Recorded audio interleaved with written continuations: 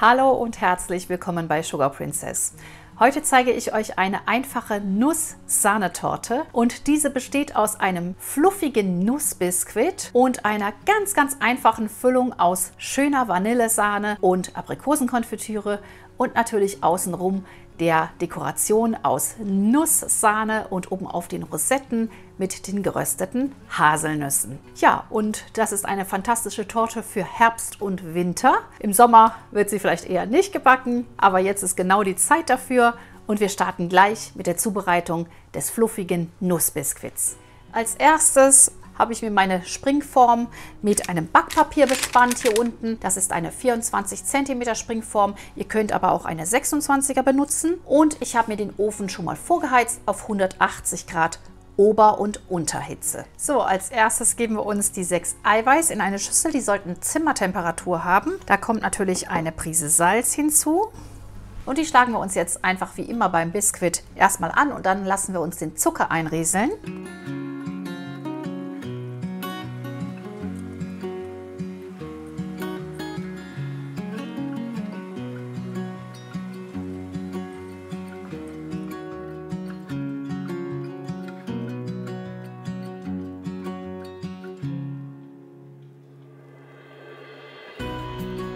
Und wenn die Masse so schön steif geschlagen ist, das dauert so, ja, sagen wir mal 2 bis 3 bis 5 Minuten und glänzt, dann können wir uns die Eigelb nach und nach zufließen lassen unter langsamem Rühren. Dann hat die Masse auch genug Stand, um den Biskuit zu halten. Also jetzt einfach die Eigelb nach und nach mit verrühren.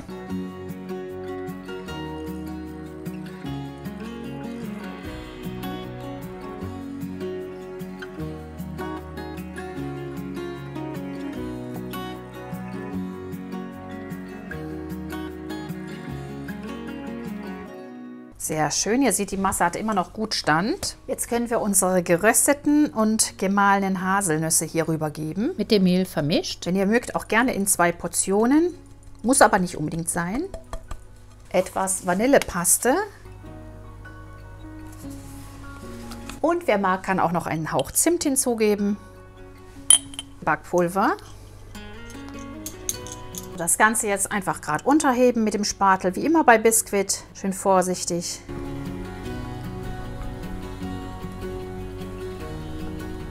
Und wenn euch die Masse dann zu dick werden sollte, dann könnt ihr noch etwas lauwarmes Wasser hinzufließen lassen oder auch Nusslikör.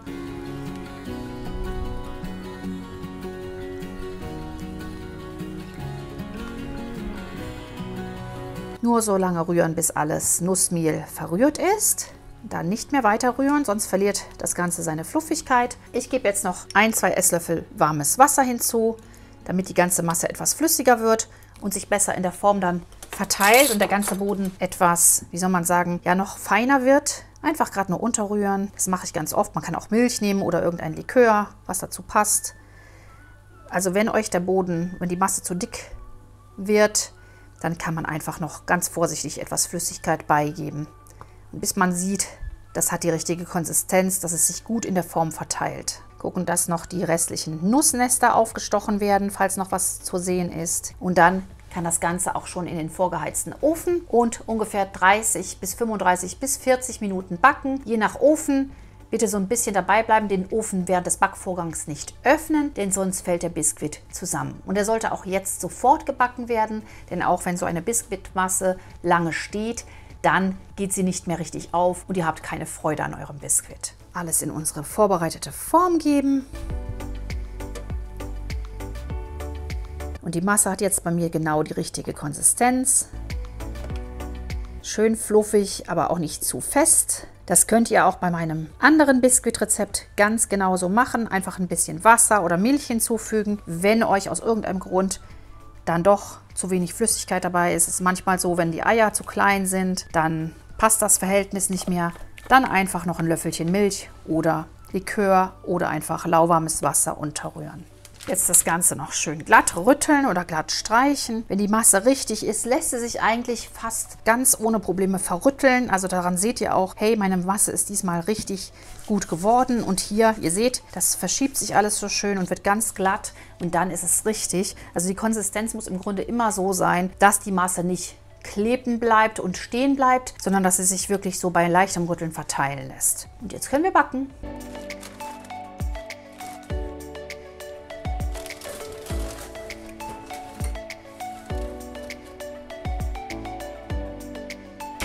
Wie gesagt, während des Backvorgangs jetzt den Backofen nicht öffnen. 30 Minuten auf jeden Fall backen und dann mal gucken, ist er schon fertig, eventuell noch weiter backen, Stäbchenprobe oder auch die Druckprobe nicht vergessen. Und dann muss der Boden natürlich erstmal wieder auskühlen. Das ist der fertige Boden. Bei mir ist er nun schon abgekühlt und über Nacht im Kühlschrank gewesen. Ich habe ihn einfach in der Form auskühlen lassen, auf einem Kuchengitter, dann ihn abgedeckt und in den Kühlschrank gestellt. So festigt er sich wunderbar und lässt sich auch am nächsten Tag sehr, sehr gut schneiden. Wenn ihr einen Biskuit am selben Tag noch verarbeiten wollt, dann ist es halt immer so, dass er etwas mehr krümelt und noch sehr, sehr fluffig ist. Deswegen lasse ich den Biskuit immer gerne einen Tag stehen. Vorsichtig aus der Form holen.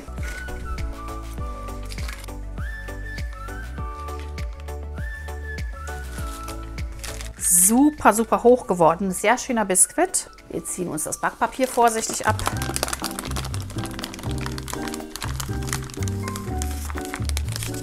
Wunderbar. Es geht doch nichts über einen selbstgebackenen Biskuit oder Nussbiskuit. Ganz egal, es ist immer sehr, sehr lecker und schmeckt viel besser als ein gekaufter. Wer noch nie Biskuit gebacken hat, dem empfehle ich natürlich mein Biskuit-Grundlagenvideo. Es ist zwar schon ein sehr altes Video, aber trotzdem immer noch sehr brauchbar. Ich verlinke euch das hier oben auf dem kleinen i. Da könnt ihr nochmal nachschauen. Der Boden ist 5 cm hoch geworden, also richtig schön hoch. Man kann ihn sich in 3 Böden teilen, gar kein Problem. Ich werde jetzt den ersten auf 1,5 durchteilen und dann das Ganze nochmal hälfteln.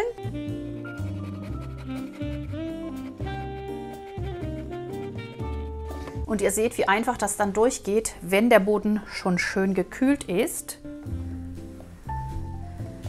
Wunderbar, schön luftig, schön locker. Jetzt teilen wir uns diesen dickeren Boden nochmal in 2 Böden.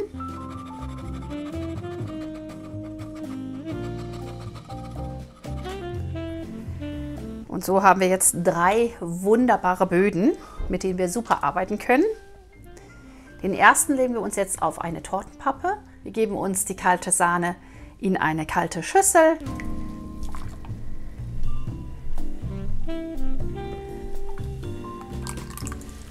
Ja, und wie immer das Ganze erst anschlagen und dann unser Sahnefest und den Vanillezucker einrieseln lassen.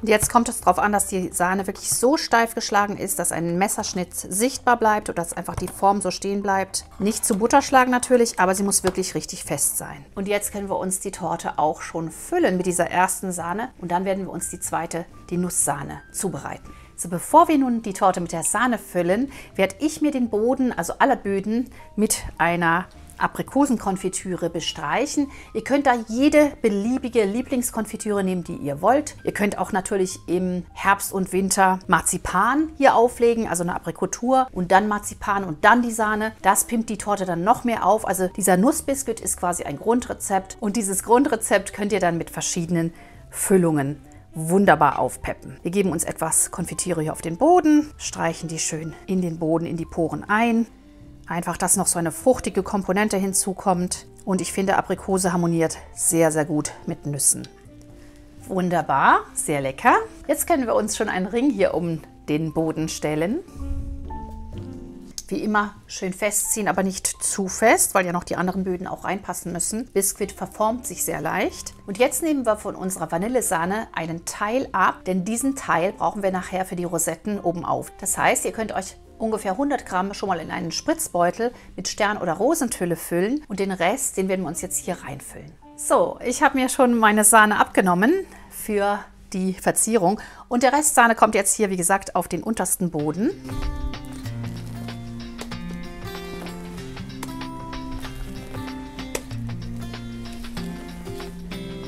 Das schön verstreichen auf dem Boden.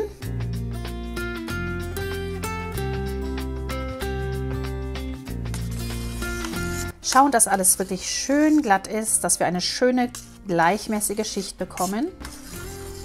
Jetzt können wir den mittleren Boden auflegen.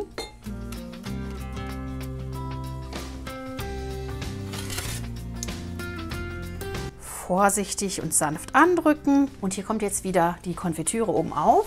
Also denkbar wäre da auch natürlich ein Nutella, irgendwas mit Nuss, also eine Haselnusscreme. Da könnt ihr wirklich jetzt richtig kreativ werden, denn im Grunde genommen ist das wirklich ein Grundrezept, also dieser Biskuitboden mit verschiedenen Füllungen. Da kann man richtig das nehmen, was einem am besten schmeckt. Ich bin gespannt auf eure Kreationen. Während man verstreicht, kann man das Ganze auch nochmal so schön andrücken und schauen, dass der Boden wirklich gerade sitzt. So, jetzt werden wir uns die Nusssahne zubereiten. Und die kommt dann hier drauf, dann der letzte Boden. Und dann können wir das Ganze mit der restlichen Nusssahne einstreichen und oben auf unsere Vanillesahne spritzen. So, und für die Nusssahne schlage ich mir jetzt wieder 500 Milliliter Sahne auf und werde dann dazugeben 2,5 Päckchen Sahnefest, 2 Päckchen Vanillinzucker oder Vanillezucker und dann am Schluss die Nüsse, die gemahlenen und gerösteten. Alle Mengenangaben findet ihr wie immer in der Infobox und auf meinem Blog findet ihr das Rezept auch zum Ausdrucken. Einen Teil dieser Sahne werden wir dann für die Füllung der Torte verwenden, einen Teil für den Rand außen und für den Deckel und dann kommt unsere Deko. Sahne in die Schüssel geben. Da brauchen wir keine neue Schüssel zu nehmen. Wir haben ja noch die von der Vanillesahne. Gerade anschlagen und dann unsere Beigaben hinzurieseln lassen und ganz am Schluss dann die Nüsse unterheben.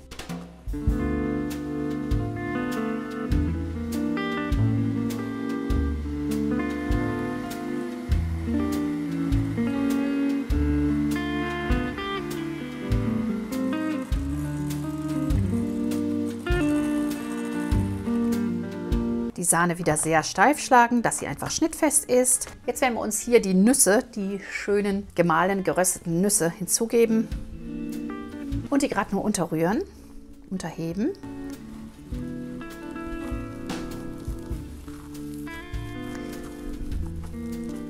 Bis alles schön homogen verrührt ist und wir eine richtig schöne Nusssahne haben.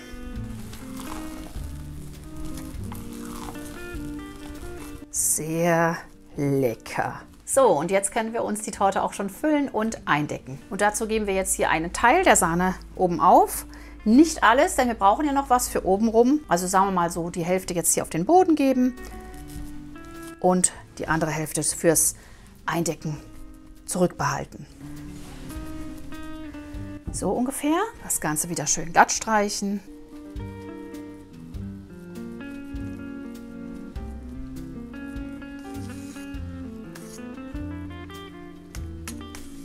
Wieder darauf achten, dass alles schön gleichmäßig verteilt ist. Jetzt kommt hier der letzte Boden oben auf. Dann können wir die Torte außenrum schön mit der Nusssahne und der Vanillesahne dekorieren. Darauf gleiten lassen. Vorsichtig überall andrücken, dass die Torte schön glatt wird. Ja, hier gebe ich mir jetzt auch nochmal Konfitüre drauf, natürlich. Das muss sein. Die Komposition ist dann richtig super schön, fruchtig und nussig zugleich. Und wie gesagt, da könnt ihr ganz verschiedene Konfitüren verwenden. Da kann ich mir auch gut vorstellen, schwarze Johannisbeere, rote Johannisbeere, so ein bisschen was Säuerliches oder auch in die Richtung Marzipan, Zimt oder sogar ganz, ganz opulent mit Nutella. Wir streichen die Böden, dann wird es allerdings wirklich sehr, sehr süß und kalorienreich. Jetzt geben wir uns hier wieder einen Teil der Sahne drauf und den restlichen Teil lassen wir für den Rand. Das brauchen wir dann auch noch. So ungefähr. Streichen alles wieder schön glatt. Schauen, dass man nicht rutscht auf der Konfitüre. Ihr könnt sie auch, wenn ihr wollt, natürlich weglassen. Das ist völlig optional. Geht auch ohne. Dann ist es etwas einfacher. Und wieder schauen, dass man alles ganz glatt verstreicht. Jetzt stellen wir uns die Torte erstmal so eine Viertel bis eine halbe Stunde kalt. Ich stelle sie jetzt eine Viertelstunde in den Tiefkühler. Dann mache ich den Ring ab und dekoriere sie außenrum. Dann hat sich nämlich alles innen drin schön gefestigt und ich habe dann keine Probleme, dass sich die Schichten so arg verschieben. Die Torte war bei mir 20 Minuten im Tiefkühler und hoffentlich hat sie sich jetzt richtig schön gefestigt. Das hängt natürlich auch immer von der Umgebungstemperatur ab. Wenn ihr im Sommer eine solche Torte machen solltet, müsst ihr sie vielleicht etwas länger kühlen. Genau, wir werden uns jetzt aus dem Ring holen.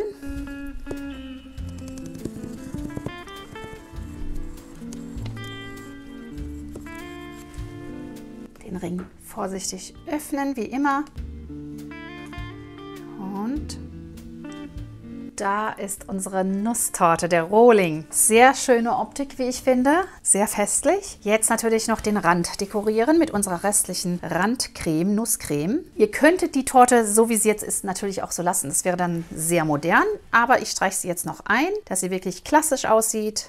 Und dazu geben wir uns jetzt immer so ein bisschen hier an den Rand. Das muss nicht super ordentlich sein, einfach deswegen nicht, weil da noch Krokant dran kommt oder was auch immer ihr mögt. Ich werde Krokant verwenden, aber ihr könnt natürlich auch Zartbitter, Schokolade oder gehackte Nüsse einfach oder was auch immer euch gefällt, daran bringen.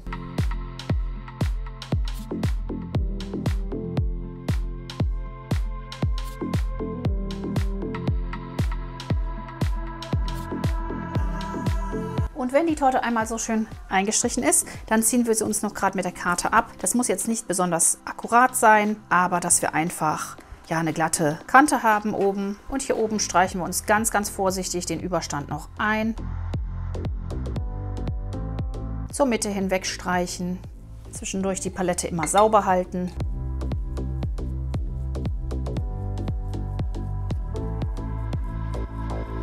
So, ich habe nochmal fein gearbeitet und bin jetzt ganz gut zufrieden. Jetzt kommt mein Krokant an die Seiten und dann setze ich mir die Rosetten auf. Und das mache ich wieder wie immer mit meiner Teigkarte. Ich nehme etwas Krokant auf die Karte und drücke den vorsichtig hier oben an. Dabei fällt immer einiges runter, das wisst ihr. Ganz normal. Kann man nachher wieder mit dem Backpinsel abfegen und weiterverwenden.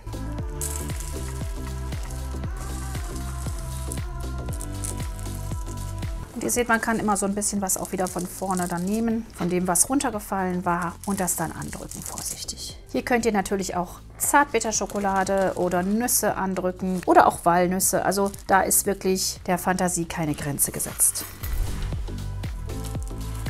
So, jetzt bin ich einmal rum, dann das Ganze noch abfegen, schauen, wo noch was fehlt und den Rest, der hier noch in der Schüssel ist, den werde ich mir noch für die Mitte gleich verwenden. Sobald die Torte so schön eingedeckt ist, können wir sie uns einteilen. Ich nehme wie immer 16 Stücke. Mittig aufsetzen und überall eindrücken, vorsichtig, dass wir sehen, wo wir uns das alles dekorieren können. Und jetzt haben wir ja noch unsere Sahne hier, unsere Vanillesahne. Die wird jetzt einen schönen Kontrast abgeben. Und da spritzen wir jetzt einfach auf jedes Stück wieder eine schöne Rosette. Das ist die Tülle 1M wieder, meine geliebte Rosentülle.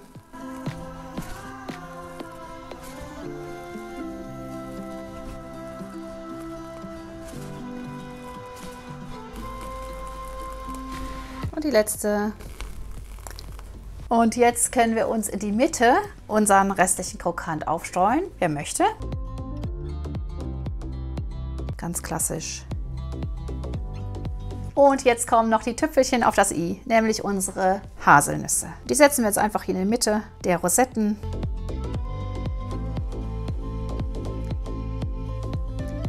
Da habe ich mir natürlich vorher die schönsten beiseite gelegt.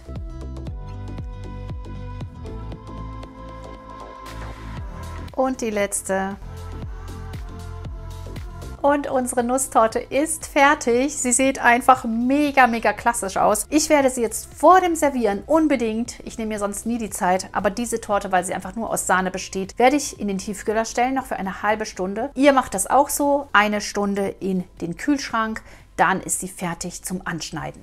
So, das Törtchen ist dieses Mal bei mir gekühlt, allerdings nicht allzu lange.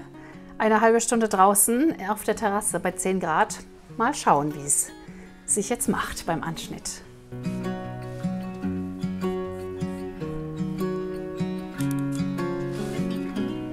Sehr gut schon mal.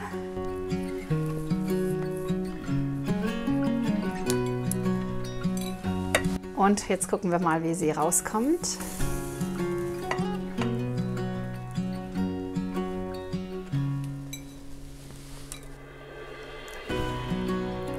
Und da ist unsere leckere Nusstorte. Ich schneide gleich mal noch ein zweites Stück raus, damit man es einfach besser sieht, den Anschnitt. Also nach 30 Minuten ist sie auch schon ganz gut schnittfest, aber besser ist natürlich eine Stunde. Auf jeden Fall. Sehr schön. Diese wunderschöne Torte werde ich mit Freuden für euch probieren. Bin sehr gespannt. Ich glaube, sie ist sehr, sehr lecker.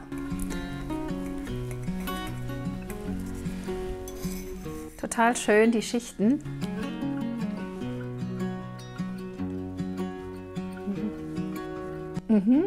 Sehr, sehr nussig.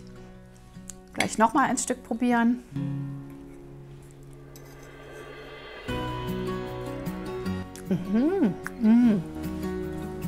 Gut.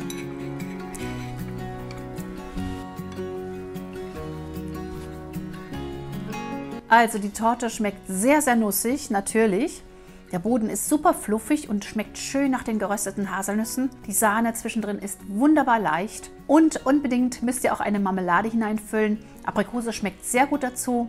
Ich kann mir auch eine Richtung vorstellen, einfach mit Marzipan noch innen drin. Also diese Torte ist wirklich sehr wandelbar und sehr auch kreativ abwandelbar. Ja, ein tolles Grundrezept für eine Nusstorte. Ich würde sagen, unbedingt nachbacken.